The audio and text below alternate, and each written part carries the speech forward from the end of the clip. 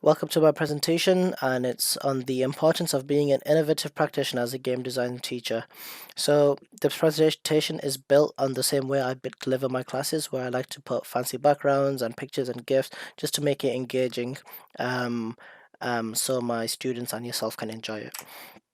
So the professional standards I'll be working with is professional standard 1. Reflect on what works best in your teaching and learning and meet the diverse needs of learners. And professional standard 4. Be creative and innovative in selecting and adapting strategies to help learners learn. So the theory I'll be using is Brookfield's theory of reflection, which uses the 4 lenses of self, student, peers, and scholarship/theory. Before, I used to be in a department where we used to have desktops and not Macs, and so all the software would work and everything would be fine. Whereas now we use Macs, and it's heavily downgraded our influence of teaching more higher levels of specialism because a lot of the software we either no longer have the licenses or it's not compatible for the software, which is difficult to teach students the level of industry that we originally had. Um, so learning of my specialism through different software is because of this issue. I've now have to go back and relearn what I used to have in college and just adapt to my situation so I can teach it to the students as well. So as even though I'm using Brookfield's reflection, I'm also going to be using other theorists, in this case Gibbs. So if we have a look at his cycle, so the experience I've learned from using this max is eventually you just get used to it because it's just shortcut differences and compatibility differences. So by also observing students working on it, I've seen that after like now compared to September, we've gotten used to the fact that it's the max, and our resources are now adapting to the max, and we've just conceptualized that idea by just confirming, okay, we've accepted the fact we can no longer go on the desktop, so let's just work for the max now.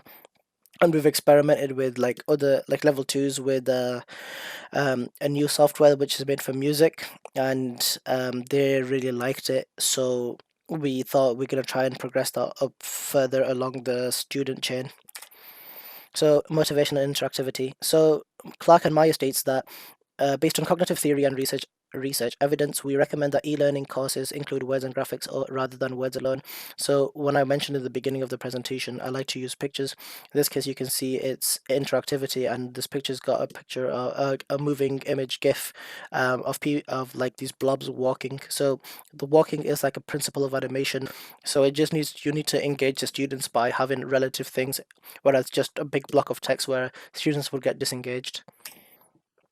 So then there's innovative practice, render real. So this is innovative method I've tried. So I tell students, okay, you guys can try as well. Pause the video and tell me which one's a render and which one's real. So if you said left is a render, you're wrong. Left is real, right is a render. Let's try that again. So pause the video and tell me which is render and which is real.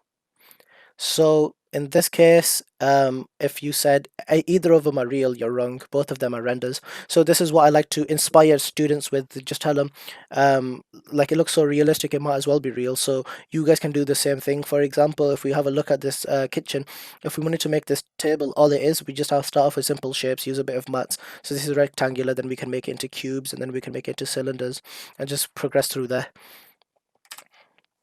Adapting through video assisted feedback. Brewer states that these videos can be effective way in which to convey complex information to students, such as explaining how to solve specific problems. So YouTube has become a fantastic way for me to deliver more classes. So whilst I'm delivering my classes live, I can also tell students who get behind, here, go on my YouTube channel and put your earphones in and just watch along after I finished if they've forgotten my steps, because sometimes they do get complicated, and it's good for them to go back and rewatch it at their own pace. Student eyes. How do students feel about being moved to another department, building and resources? So, other than the second year level threes, who used to be in the previous building, they were the most hurt as they hate the marks completely and they just find it really difficult to work and just work with the workflow they've gotten used to. So, even though now it's December, I have to admit they have adapted and now they're getting along with their work even though some software are no longer compatible, which means we as teachers need to adapt and just be more innovative and go back to what we used to use more traditionally. Compatibility with me is the students, even though I fall in the younger bracket of teachers, the students still see me as a teacher because I have the black badge on under see, and when I give them feedback, they can tell by the way I speak that I know what I'm talking about, so they listen to my advice and they take on my feedback, as well as the way I approach them is quite friendly and not very strict compared to other teachers. Student motivation. So Jeff Petty states that motivation equals to expectancy times value. So and the expectancy value theory of motivation is a goal I value and a belief I can make it. So when I was showing earlier with the render versus real, I showed students like look at, even though it looks difficult at face value, if you break it down, all it is simple objects which you can slowly make yourself texture and you can make it like that. So an example of this is I had a lesson where I showed a picture of a spaceship and goes, today we're making this, and the students looked overwhelmed.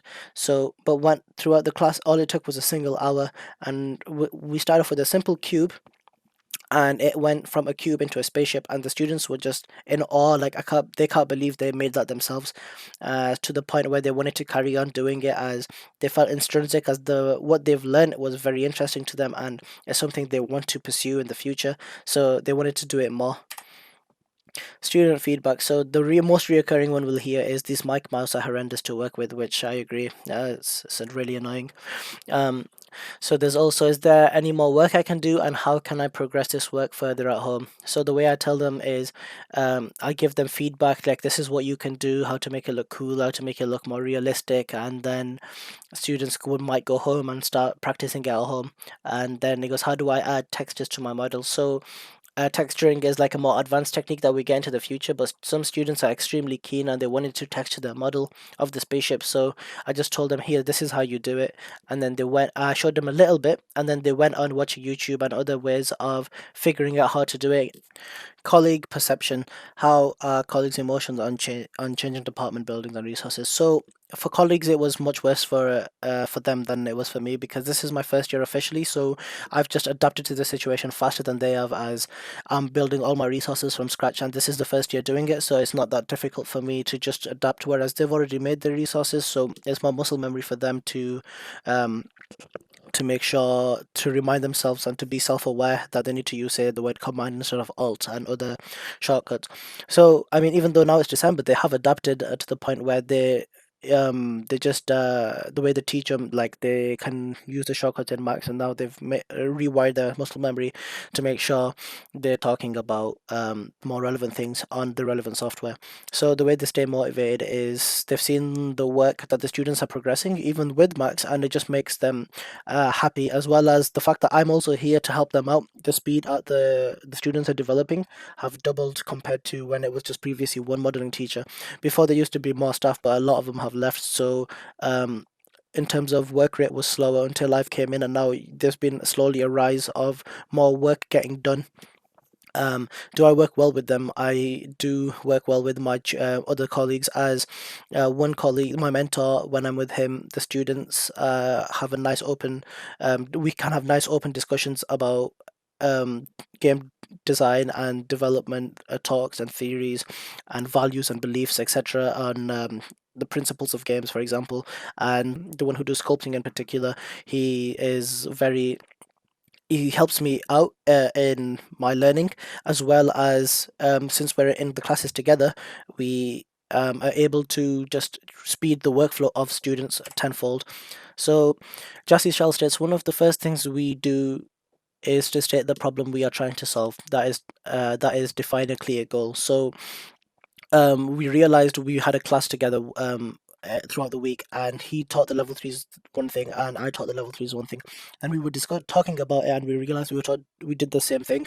So instead of working doing a recap every week. Told ourselves let's restructure it, so the course where we can do things separately and then we can bring them in together rather than doing the same thing every week, twice a week. So the colleagues' feedback is the reoccurring one. These mics are horrendous to work with. He actually tells his students to bring in their own mouses at home because the mic mouses are just horrible to use.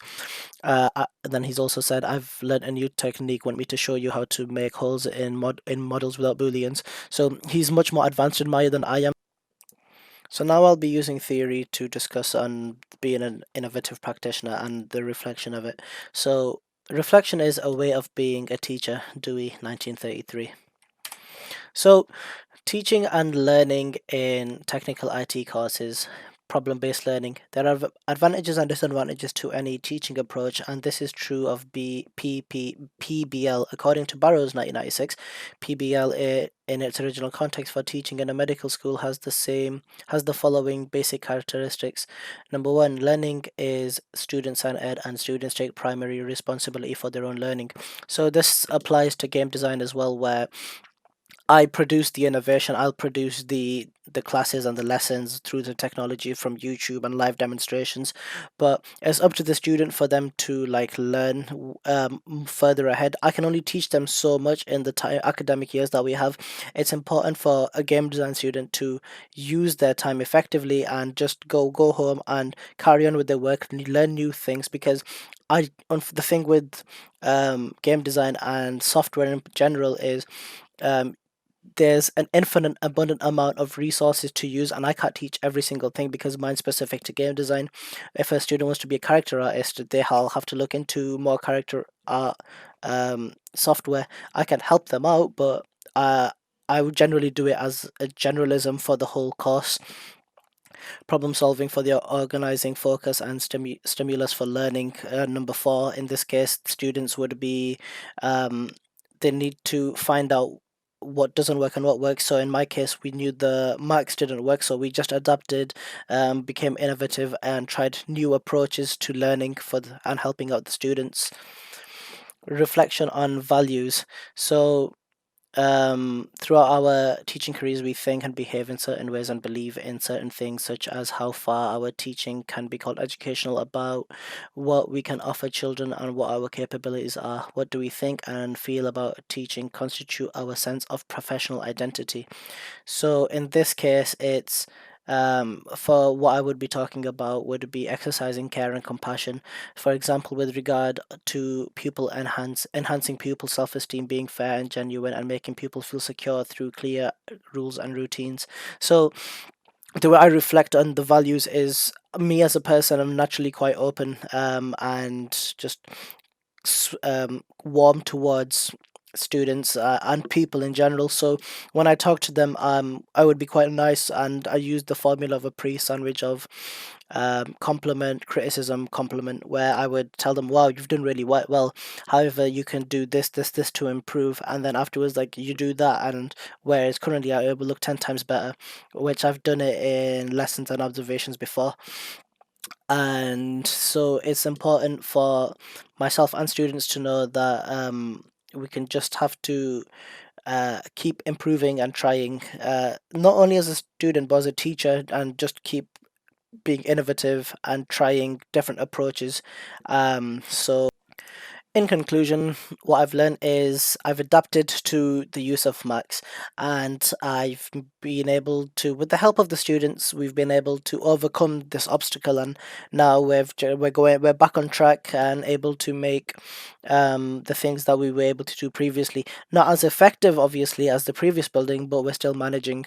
And the way I stay innovative is it's just small steps that make a big overall outcome. For example, in this presentation, you can see I've kept GIFs and I've kept it nice and vivid. I've kept the presentation upbeat in compared to making it generic and boring. The fact that I'm interested should make students feel motivated and engaged as well. So as a result of that, I like to and use technology to its ultimate form. Even though we have limitations, we also know as game design specialists and PC specialists in general that uh, how much we can effectively do, and alternatives if we're not able to do something. For example, previously we couldn't use Substance Paint, so now we're just adapting to using Photoshop. So it's stuff like that that keeps us relevant and innovative of our times. Thank you very much for watching. Goodbye.